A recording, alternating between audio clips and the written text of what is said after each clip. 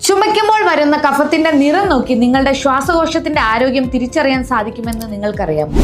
Hi, I M doctor Shahana, consultant pulmonologist and intensivist. നിങ്ങൾ ചുമയ്ക്കുമ്പോൾ നിങ്ങളുടെ കഫം വെള്ള നിറത്തിൽ ഒരു മുത്തുപോലെ കട്ടിയായിട്ടാണ് കാണപ്പെടുന്നതെങ്കിൽ അത് പ്രധാനമായും ആസ്മയുടെ ലക്ഷണമാകാം.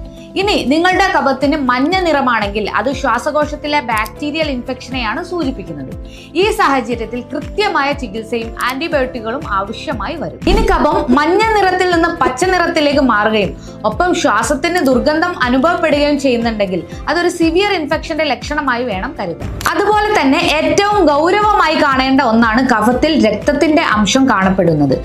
ഇത് ട്യൂബർകുലോസിസ് പോലുള്ള അസുഖങ്ങളുടെ സൂചനയായതിനാൽ ഒട്ടും വൈകാതെ തന്നെ വൈദ്യസഹായം തേടേണ്ടതാണ്. ഇനി പുക വലിക്കുന്നവരിലോ വായു മലിനീകരണം കൂടിയ ഇടങ്ങളിൽ ജോലി ചെയ്യുന്നവരിലോ കഫത്തിൽ കറുത്ത നിറം കണ്ടുവരാറുണ്ട്.